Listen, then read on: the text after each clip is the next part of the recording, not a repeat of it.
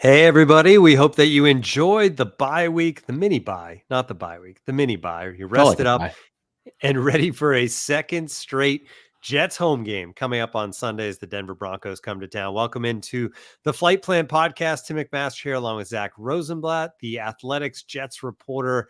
Lots to get to. We're going to talk about Aaron Rodgers' comments on McAfee this week. It's always something you got to tune into, and he was interesting this week. We'll talk about the injuries this team's facing right now, and we'll talk about the Broncos and the former Jets that are coming back to MetLife Stadium as well. Zach, how are you doing? I'm good. This mini bye was pretty great, honestly. I mean, it was the first 11 days of the season were very hectic and kind of I basically haven't been to Florham Park before today for over a week. So it was, yeah, I think it was a much needed little breather before things get a little intense again. We go to London, which I can't complain about. Then we come back around with a Monday night, and then there's a Sunday night right after that. I think I saw Will Parkinson tweeted something like the Jets are the standalone game, primetime game, if you want to call it. I think something like 5 out of the next 7 games or something like that. Like Sunday's game is 1 p.m. and then after that it's they pretty much are in the 4 p.m. the nighttime slot or the London game, which is in the morning. So it's a very unique schedule. I don't think I'll ever get one like this again. Well, and now, I think we joked when the schedule came out because the NFL a year ago bet on the Jets with all the Yeah. prime time and Aaron Rodgers and everything that goes into it. And it obviously backfired a way that you could never have anticipated that it backfired. And they ended up with all Yeah. these primetime games of Zach Wilson throwing for 100 yards and looking awful. And they went back to the well and they did it again. But this time it seems to be playing out the way not only the NFL wanted, but the way the Jets wanted and the Jets fans wanted, because right now this team is looking good. These games coming up look great on the schedule, and it's going to be a lot of fun for all of us that don't have to cover the game and be up late after the game like you, Zach. But I'm looking forward to it. I mean, it's winning is more fun. We say it all the time. Everybody kind of assumes that we are rooting for them to lose, but I can assure you, I am not. It is way better when they win. I'll criticize them when they lose, but as I said, I went on the pod with Joe and Connor last night. You can get that in the Badlands feed. And they asked me what the vibes are like right now, and I said the vibes are high right now. This feels different than I'd say like I said, I think the closest I've had this feeling around the team was when they beat the Packers in 2022, that upset in Green Bay. Obviously nothing really happened after that. They kind of fell apart. This feels different because the offense is good. Then the defense is dragging the offense along. Whereas now it feels like the offense, they have 9 touchdowns through 3 games, and they didn't reach 9 touchdowns until week 11 last year. There's just another level this team can still reach. So that's why I think the vibes are so high. I do think, the Patriots aren't the worst team in the NFL, but they are not a team that's going to compete for the playoffs probably. So it's going to get a little harder to come up, including on Sunday. I think the Broncos are maybe better than people think. And then it gets really hard after that. If you look at Vikings, maybe the best defense in the league and look really good. The Bills, arguably the best team in the league, I think. The Steelers look like they have one of the best defenses in the league, and they play the Texans a couple weeks after that. So it's a tough stretch coming up. So the Sunday game is pretty important. Yeah, you have to be 3-1 when you're heading into that gauntlet that's coming up. You mentioned the vibes on the team, which is a perfect segue into Aaron Rodgers this week on McAfee, because Pat asked him about, all the chatter in the offseason that the locker room was in bad shape, that there was a bad team culture around the Jets, and there was a lot of negativity. And this is what Rodgers had to say about that. I would say the culture is about the opposite of what that article said. No. I didn't read the article, but just reading that headline there, it sounds like it was written by Hassan Reddick's agent in a way to, but former agent, I guess, possibly, in a way to try and disparage our great organization. When you perform like you do Thursday, and we're 2-1, and obviously you never know what can happen as the season goes on. But I think you realize how ridiculous some of these off-season storylines can be. Is anybody talking about mini camp anymore?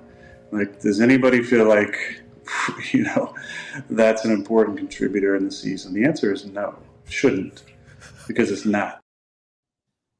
All right, some different things to take out of there. First of all, like Hassan Reddick comes into this conversation somehow, like out of nowhere, which I mean, everything Aaron Rodgers says he has thought about. So Yeah. it almost makes you think like going into the segment with McAfee, Rodgers was like, somewhere I'm going to get a shot in about Hassan. And I don't know if that's like a motivational thing where it's, hey, let's get him back in here, or if it's like he's pissed off at how things are going. But interesting that he went that direction at the beginning, as far as, and I should say that that article that they quoted was written by Ben Standig at The Athletic, who is our Washington Commanders / some national stuff. So thoughts on him, including Reddick? It caused a little bit of a firestorm, as it happens when Rodgers says stuff among Jets fans. They're like, wait, did Reddick fire his agent? Does that mean he's going to report now? It's like, and then he stepped it back, right, by saying like, or maybe future. Maybe. Yeah, I think he was being tongue in cheek. From what I understand, he has not fired his agent, and I would say him firing his agent, I think that would actually indicate the opposite. If that were to have happened, I think it would indicate the opposite about his chances of showing up, because I would say that Hassan's holdout extending this far into the season is more Hassan's decision than the agent's decision. Like, I think so. Get the opposite out of your head, because there's no agent that's going to advise their guy to skip game week after game week. Like, he's not going to make up this money at this point. So, and the agent gets the 7% or whatever. Yeah, so, and he's getting 7% of nothing, I think, right now. So I don't know how that works exactly with a holdout, because there's never been a holdout like this, like not like to this degree. There's a Le'Veon Bell one. He was on the franchise tag, so he wasn't getting a salary. Chris Jones came back after a couple weeks last year, so he only missed like 1 or 2 game checks, and I think they made up for it in what they paid him. Hassan skipped the entire offseason. I mean, everybody knows the story now. Like, that's why there's just nothing new to report at this point. And I keep saying it, but I'd be surprised if he ever wears a Jets uniform, and they could use him. I would have said there would have been no chance of us talking about Hassan Reddick on this episode. So yeah. Managed to like pull it back there. Yeah. I mean, nobody even asked Salah if Reddick showed up today, because we all just kind of assume he's not showing up. Probably should have asked. He would have said nothing to report because he wasn't there. But I mean, it's, you and I kind of talked about it before the pod. It's kind of funny. It's just like this insane thing that's kind of just lingering and looming over the team, and everybody in the building is kind of just pretending that it's almost as if they're pretending he doesn't exist. And then if he shows up one day, they'll acknowledge his existence. But I mean, look, Will McDonald's played really well through 3 games. Even Michael Clemens has improved a little bit.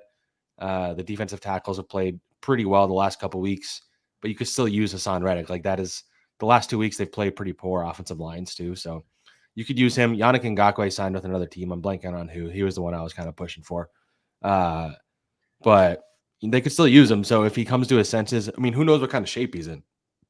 He was posting all those videos of him working out before the season. Haven't seen them in a while. He's definitely not in football shape. So even if he were to come back, like, how soon can you expect him to be Hassan Reddick? Like, it's kind of like, if you get anything from him at this point, it's a bonus. And until or unless he shows his face in the building, I'm going to assume he's not playing for the Jets. The other thing from Rodgers' comments when he got into the culture, and actually McAfee set him up on this, as far as like John Simpson, the enforcer, so to speak, right? Like, running back goes down, Simpson's in there. Same thing happened when Rodgers got hit on, which was a clean hit going out of bounds, and Lazard jumped in. But Rodgers took the opportunity to really call out Simpson in a positive way. Is that something that you've seen too, like being there at practice and everything, that this guy is kind of like, for lack of a better term, the enforcer on this team? Yeah, that was always his personality when he came to this team. I don't think people knew a lot about him. And towards the end of camp, you really started to see Salah and Rodgers in particular go out of their way to compliment him without being asked about John Simpson. Like, they clearly were very impressed with this guy. He's someone who had like an interesting resume, because he started out, I'm blanking on the team he started out on. I should know it. I think the Raiders, actually. Yeah, I think it was the Raiders he started out on. And,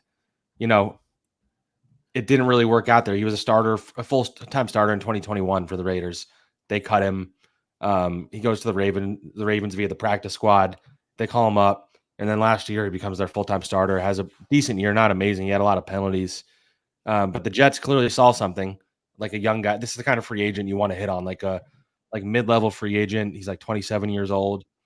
And I think he's been pretty good. Like it's the offensive line is kind of dictates the personality of your team. I think like you can say the quarterback does, but the offensive line, if these are tough SOBs, guys that are, if they hit your quarterback a little extra after a play, they run up. If, like you mentioned, Breece Hall, John Simpson comes running up.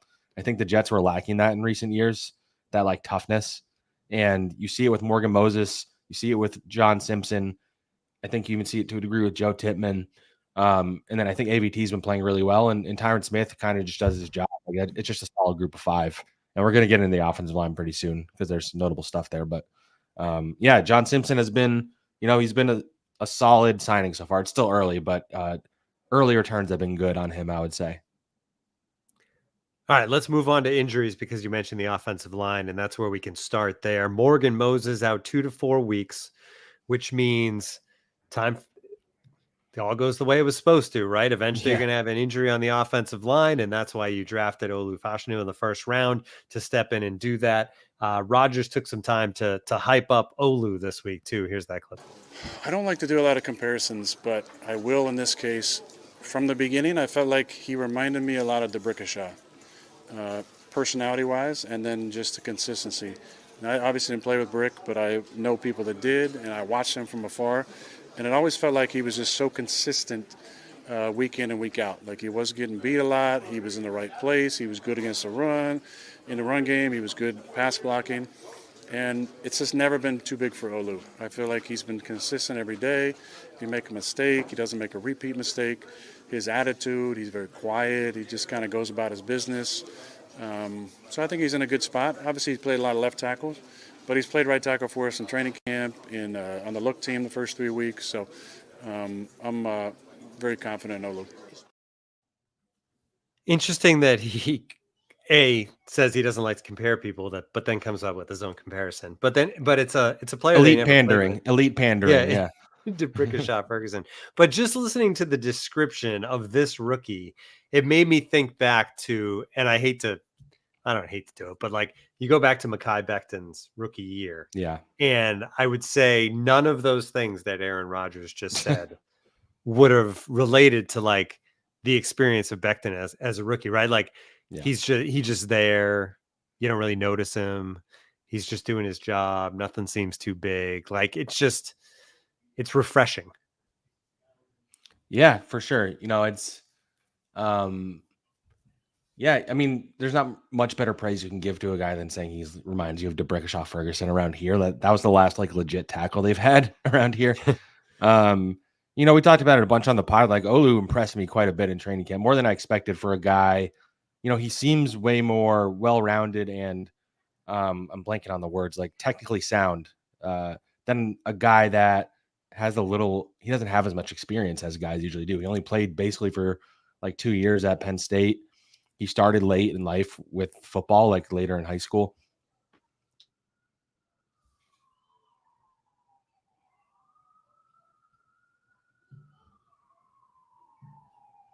On Badlands, Joe asked me the question, like, do I think there's any chance that Olu could keep the starting job at right tackle? And I would say, what I said to them is, I hadn't considered that possibility. I think it just depends on the degree of which, number one, Olu plays well, and number two, like how long Moses is out. The fact that they're not placing Morgan Moses on IR, what Salah said today, which is new info, I feel like that probably means he'll be back in somewhere on the 2 to 3 week range, you would think, or maybe the 4th week. So that gives Olu a week against the Broncos, who have some solid pass rushers, but nobody that like scares you necessarily. Veteran guys, JFM, Zach Allen, like not easy by any stretch. The real challenge will be against the Vikings in London. That's where they throw a lot of blitzes. Brian Flores, you could argue, is the best defensive play caller in the NFL. NFL right now, he turned that Vikings defense completely around. And so if Olu aces and passes this test the next 2 weeks, you invested more in Olu than you did in Morgan Moses. This is a guy you spent a first-round pick on. You only traded a mid-round pick for Morgan Moses, and he's in the last year of his deal. So if Olu looks better than Morgan, I think you absolutely have to consider sticking with him. I just don't see it playing out that way. I think Olu will be good. Rookie offensive tackles, you never know how they're going to handle it when they're thrown in as a starter. When teams have some time to prepare for you and all that stuff. So, I'm just very curious to see how he passes this test. Like if he's utterly dominant, then yeah, I keep him in. I don't know that he's going to be utterly dominant, and I think they really like Morgan and what he brings to the table as a veteran and a leader. But either way, like I said to them, this is like such a good problem to have that the Jets have never had. Like they've never had two quality starting offensive tackles that they're like, crap, which one are we going to play? Like that's a problem you'd be happy to have. And out of anybody, like I think Morgan Moses, personality wise, he'd handle it in stride as well as anybody. Like he's been a leader. He's pulled these guys aside, knowing, Carter Warren and him, knowing the goal was for the Jets to make them his eventual replacement. And so it's a very interesting situation because we're really going to learn a lot about Olu and how willing they are to keep him at right tackle. Though I do think long-term left tackle is the position he's going to play for the Jets. These things also tend to work themselves out. Yeah. Like Moses comes back healthy, but then Tyron Smith could get banged up and miss a couple of weeks. And then you have to move Olu over there anyway, right? Like to say like, oh, Olu's is great, we'll leave him at right tackle. That's assuming a lot of health everywhere else on this offensive line. Yeah, I mean, Tyron Smith has not gotten through a full season since 2015 also. So, like, you have to factor in, like, would you rather Olu step in at left tackle or Morgan Moses? Probably Olu, but I don't know. It's a very interesting situation that they're in there. The other key injury is Mosley could return. But one way to look at this also is how well the backup has played, right? Because Sherwood has been very good with Mosley out. So how does that play out? Because Zach, you've said it on here before, week to week, you do have to wonder as good as Mosley has been and as great a leader as he's been, is he starting to lose a step? Yeah. Is it time maybe for Sherwood to just play more anyway? Yeah, that's been a big topic of discussion among Jets fans, I think, since Jamian looked really, really good these last two games stepping in. He clearly has the athleticism that, as CJ's athleticism declines, like Sherwood has length and athleticism, and he has a higher football IQ than I think I realized. Sorry, I have a bit of a cough right now. But see, it's a very interesting and, again, not a bad problem to have. I think ultimately they're not going to bench CJ Mosley for Jamian Sherwood. But, CJ is a guy that historically has prided himself on playing every single snap. Like that's something he did for the beginning of his, outside of that year he missed with injuries and the COVID, he's played like every snap before the last couple of weeks. Other than I think last year he maybe left a game for a little bit or something. So, I just, maybe that's not the role you want to give CJ. You want to extend his career. Maybe you sub him out a little more. I think you have to find a way to get Sherwood on the field because he just brings something different. He's a former safety. I think you could use him as the Jets kind of sometimes do with their second safety, bring him into the box and treating him like whether it's a third linebacker / safety, sending him in on blitzes when they're getting creative, having him drop in coverage where I think he's probably better than CJ at this point of his career because of his athleticism.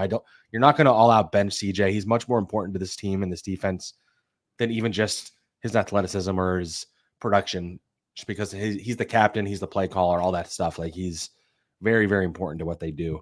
But yeah, I think you're getting to a point now where you have to get Sherwood onto the field in some way. And you feel pretty good about this is Sherwood's contract year.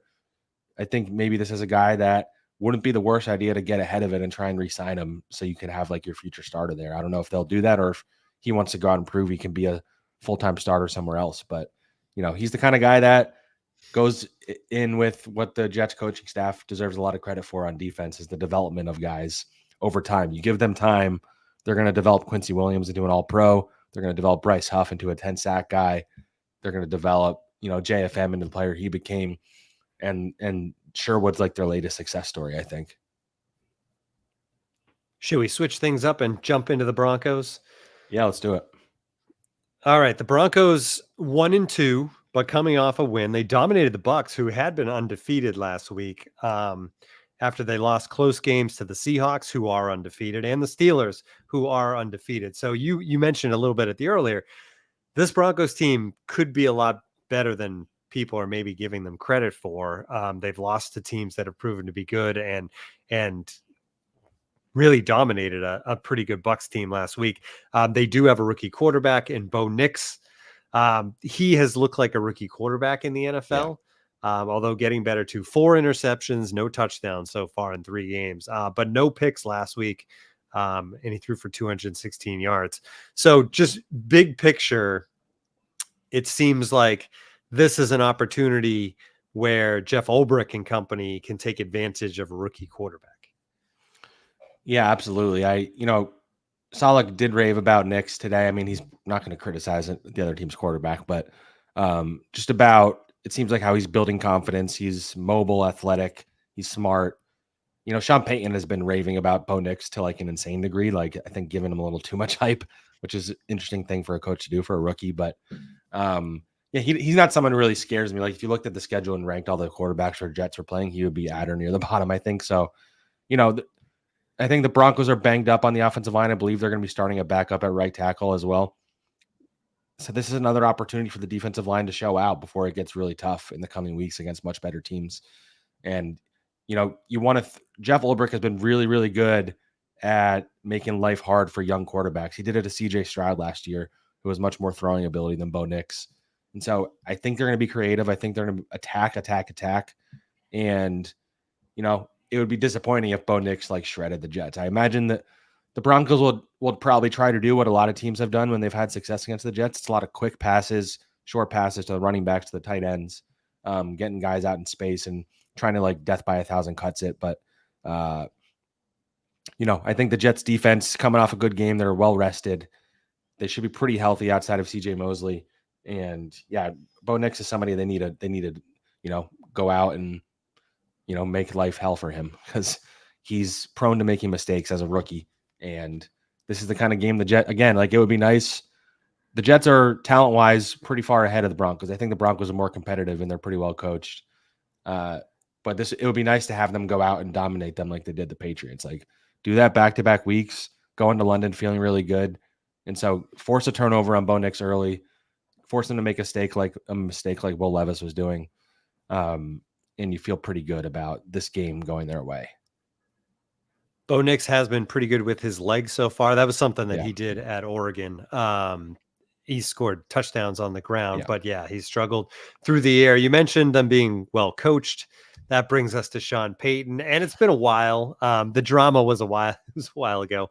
Going into last season, obviously Payton talking about like the winning the offseason and how the Jets shouldn't be celebrating that stuff. And Aaron Rodgers had words about him, and then all the stuff about Nathaniel Hackett. There was a lot. And then the Jets went out and they beat the Broncos during the regular season. After that game, though, the Broncos actually kind of went one direction and the Jets went the other direction.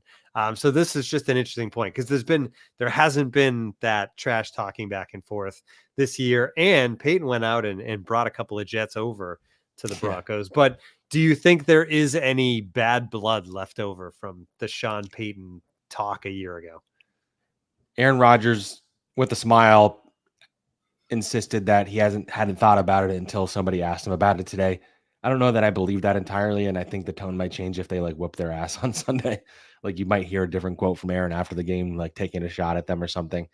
He said, people say things they regret all the time. Like, so they're acting like they've moved on. Aaron didn't really get the chance to enact revenge for his buddy Nate. But I think there's just so many interesting ties between these two organizations now. Between that, like, it's always going to be tied through with that as long as Sean Payton is there. You have Zach Wilson getting traded to the Broncos. He probably won't play. I would guess he'd be inactive as the QB3. JFM, very important guy to this team last few years. They could really use him still, I think. Mike Westhoff, longtime former Jets special teams coordinator, is the assistant head coach there. They actually just signed Quan Alexander to their practice squad today, old friend. He was a guy that was a fan favorite of the Jets for a little bit there. They were begging for them to re-sign him last year. And then you have the AVT thing where he's suffered season-ending injuries early in the season against the Broncos 2 years in a row. It was in Denver the last 2 times, and they've kept him at one position so far. But that's in the back of AVT's mind, I imagine. Like, this is the team that they keep ending his season. They didn't do it, but you know what I mean. So it's it's a very interesting matchup. And beyond that, even like storyline wise, and I'm sure we'll get into this, but there's people who call Patrick Surtain the best corner in the NFL. People call Sauce Gardner the best corner in the NFL. So they'll both get a chance to kind of show it. I think Surtain moves all around the formation. He goes outside, he goes inside. Rodgers like raved about him today. He'll go against Garrett. We'll talk about that in a minute. But that's another storyline. Sauce wants to prove that he's that level of player. He hasn't gotten any interceptions yet. That's a big thing for Sauce to get those picks, which still haven't come. And yeah, so this has become like a pseudo rivalry to a degree, which is kind of fun because it's kind of a random one and they've played the Broncos like an abnormal amount of time for a team that's in the like a completely division. It feels like an abnormal amount because it just feels like they go to Denver every year. I think this will be the last time for a minute probably, but I don't know. It's like a fun little mini rivalry, and I think Jets fans will be pretty happy if they whip their ass on Sunday. Sauce should also, though, be giving Surtain a high five before the game, right? Because Surtain got paid. Yeah, and that's only going to help. That's only going to help Sauce as he gets closer to free agency and what the Jets are going to have to do to keep him around. You mentioned Zach Wilson. Obviously, it was a rough go here. He was pretty much week in, week out punching bag on this podcast and all Jets podcasts. Now he's in Denver. They kept 3 quarterbacks out of training camp. They're going with 3, and he was one of those. Robert Saleh brought up Zach Wilson today, and not surprisingly, had nice things to say about Zach. Here's that. I'll use Zach as an example. I know since he's with Denver, I still stand here and believe that he's going to have a hell of a career, and he's going to get an opportunity and be a very successful quarterback in this league. Sometimes they're just, like I said, you get thrown into the fire and you're trying to learn, but there's no patience for learning. It's like you're expected to run right out of the womb, and speak 5 languages. But it takes time, especially coming from the college game, which is so different now compared to the NFL game in terms of what quarterbacks are asked to do. So there's a development part of it. And look, some guys hit the ground running, and it's awesome. And some guys get the teams where that team's just not ready to support a rookie quarterback. And then there's some guys just, like I said, they hit it. But you never know. But at the same time, they were drafted early for a reason. And if they can just hang on and get the right opportunity, you trust that they may figure it out. Do you think? And who has figured it out? Sam Darnold, apparently, because the Vikings are 3-0, Zach, and Darnold has looked great 4 touchdown passes last week. And it's funny to see that because Darnold struggled mightily with the Jets, not as much as Zach did. I would say he was a little different kind successful than Zach, but then went elsewhere and also struggled. And just if you're a first round pick, you tend to continue to get chances, and it is clicking with the Minnesota Vikings. So obviously Zach Wilson has all the physical tools to do this job. Do you see a world where, like, 4 years from now, Zach Wilson is doing what we're seeing Sam Darnold doing? I don't, because I think Sam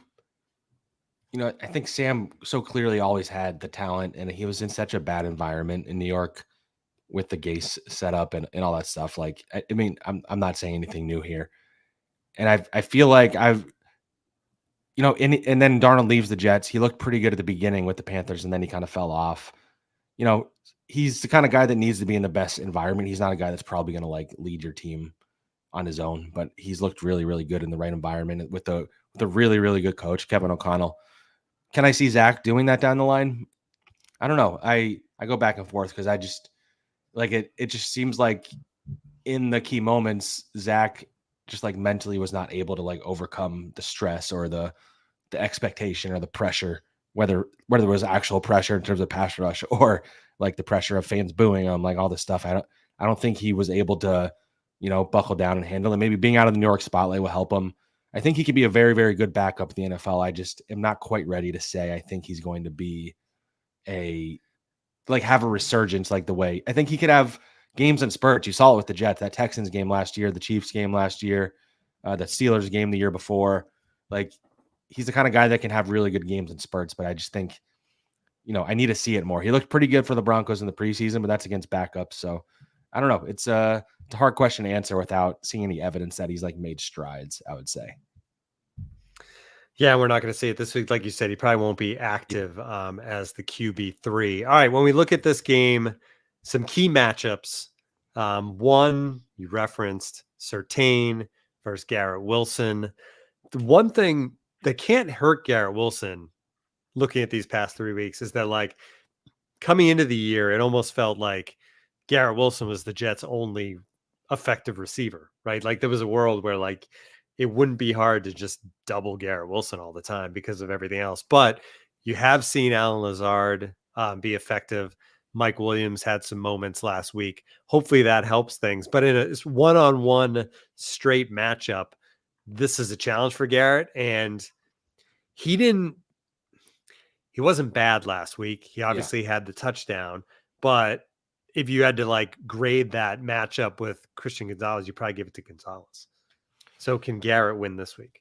Yeah, I mean, this is going to be a year-long thing. Teams are going to have their best corner covering Garrett every week, and they're going to try and defend him. And, the benefit of that is that it opens things up with the rest of the field. If you just have Patrick Surtain focusing on him, then Tyler Conklin's getting wide open in the middle of the field.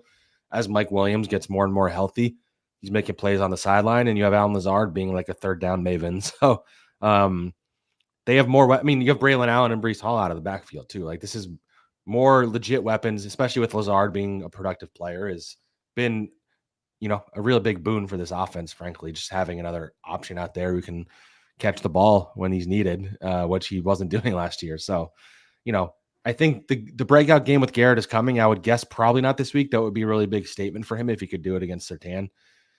Rodgers talked about it a bit today. Like, they're going to keep doing that. And they just got to be patient and find their spots. And, sometimes Garrett's going to make catches even when he's being doubled. Teams are going to shade a safety over him.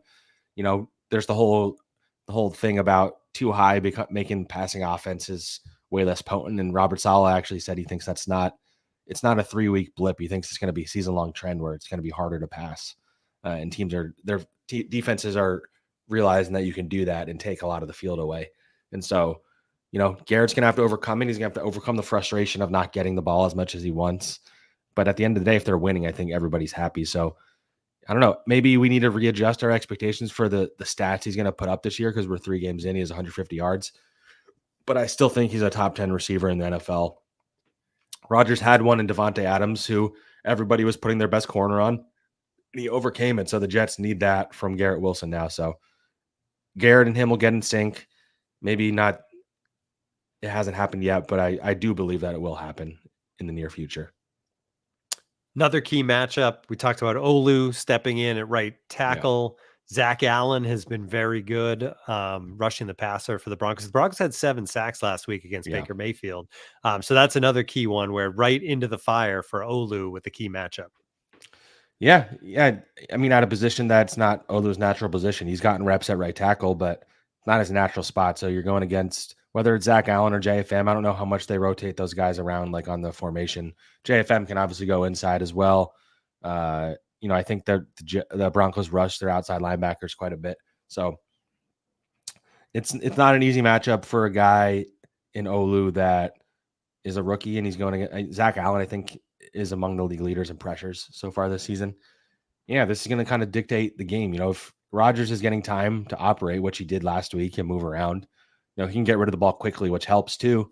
But if they can keep them off Aaron for another week, then this offense could have a really, really nice game again. I imagine this is going to be a ground and pound type of game, because I think the Broncos defense is actually pretty good. I was just looking at in terms of EPA, they're 7th in the NFL in terms of defense. Their offense is like 28th, but they have a good defense.